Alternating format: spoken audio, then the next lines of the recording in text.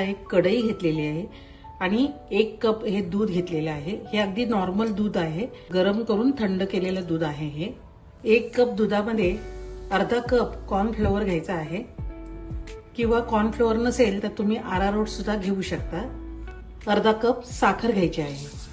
तर हे सर्व मिक्स करून घ्यायचं आहे। याच्यामध्ये कॉर्नफ्लोअर आपल्याला मिक्स करायचं आहे कारण याच्या गुठळ्या होता कामा नये आणि ह्या दुधामध्ये कॉर्नफ्लोअर एकजीव व्हायला पाहिजे।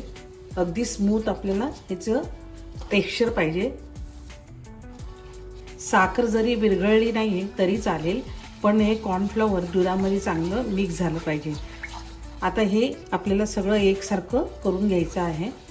कॉर्नफ्लोअर बघा ह्या दुधामध्ये पूर्णपणे मिक्स झालेला आहे आणि गुठळी अजिबात झालेली नाहीये। याच्यामध्ये आपल्याला परत 2 कप दूध घालायचं आहे। हे 1 कप आणि हा दुसरा कप। 3 कप दूध, अर्धा कप साखर आणि अर्धा कप कॉर्नफ्लोअर। हे मेजरमेंट परफेक्ट आहे। तर याच मेजरमेंट प्रमाणे मी हे घेतलेलं आहे आणि पहिल्यांदा मी 1 कप दूध घेऊन त्याच्यामध्ये कॉर्नफ्लोअर चांगलं मिक्स करून घेतलं। जर 3 कप दुधात मी मिक्स केलं असतं तर कॉर्नफ्लोअर मिक्स झालं नसतं, म्हणून मी एकाच कपामध्ये आधी मिक्स करून घेतलेलं आहे। ही जी कढई आहे ती गॅसवर ठेवायची आहे आणि गॅस चालू करायचा आहे। हे मिश्रण गॅसवर ठेवल्यानंतर स्लो गॅस ठेवायचा आहे आणि सारखं आपल्याला ढवळत राहायचं आहे कारण हे लगेच कॉर्नफ्लोअर असल्यामुळे घट्ट होत राहतं आणि याच्यामध्ये गुठळ्या होत्या कामा नये। गुठळ्या झाल्या तर हे आपलं मिश्रण बरोबर होणार नाहीये। तर ही एक काळजी आपल्याला याच्यामध्ये घ्यायची आहे।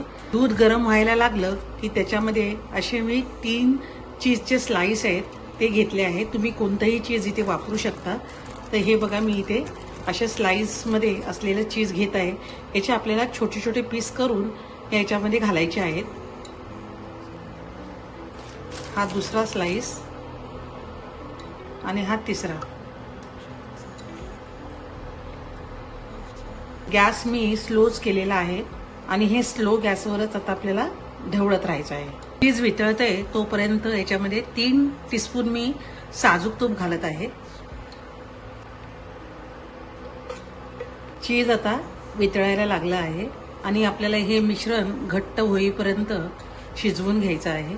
चीजी मिल्क डेझर्ट ही रेसिपी तुम्ही कोणत्याही सणाला बनवू शकता। गोड रेसिपी आहे, खायला टेस्टी आहे, झटपट बनणारी आहे। तुम्ही नक्की करून बघा। हे मिश्रण बघा आता घट्ट व्हायला लागलेलं आहे आणि याच्या गुठळ्या होऊन द्यायच्या नाहीयेत। मिश्रण बघा किती घट्ट झालेलं आहे हे बघा। अजून हे थोडंसं आपल्याला घट्ट करून घ्यायचं आहे। किती घट्ट झालं आहे आणि आता मी गॅस बंद करत आहे। काचेचा एक ट्रे घेतलेला आहे, तुम्ही कोणताही ट्रे घेऊ शकता। ही पाव चमचा साजूक तूप आहे ते ह्या ट्रेला लावून घ्यायचं आहे।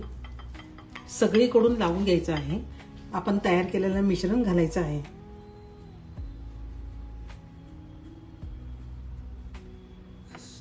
आता हा ट्रे जरा टॅप करायचा आहे आणि हे आपलं नॉर्मल टेम्परेचरवर ठेवायचं आहे। आता हे थंड झालं आहे, याला झाकण लावून मी हे अर्धा तास फ्रीजमध्ये ठेवत आहे। अर्धा तास मी फ्रीजमध्ये ठेवलं होतं। हे बघा थंड झालंय आणि हाताला चिकटत सुद्धा नाहीये। हे बघा, तुम्ही अशा ह्याच्यामध्ये पण तुम्ही वड्या कापू शकता किंवा प्लेटमध्ये काढून सुद्धा तुम्ही कापू शकता। सहज निघतं बघा, किती हलकं झालंय बघा। हे बघा किती हलतंय बघा, एकदम सॉफ्ट झालेलं आहे। सुरीला तूप लावायचं आणि मगच ह्याच्या वड्या कापायच्या, हे सुरीला चिकटणार नाही। आता हे हलक्या हाताने आपल्याला तुम्हाला ज्या आकारामध्ये वड्या कापायच्या असतील तशा तुम्ही कापू शकता।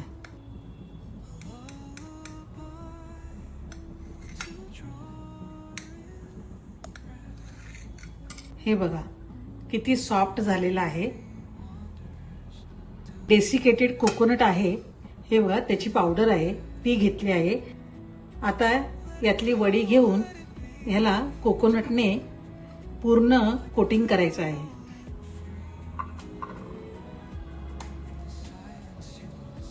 तुम्ही सुद्धा असं दुधापासून ही बर्फी बनवून बघा, खायला तर टेस्टी आहेत आणि दिसायला पण बघा किती छान दिसत आहे आणि अगदी सॉफ्ट झालेली आहे.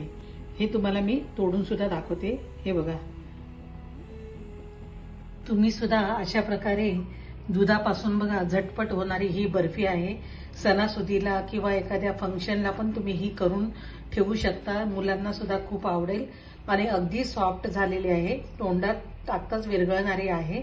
तुम्ही नक्की करून बघा आणि अशाच नवीन रेसिपी पाहण्यासाठी फॅमिली फ्लेवरला सबस्क्राईब करा. धन्यवाद.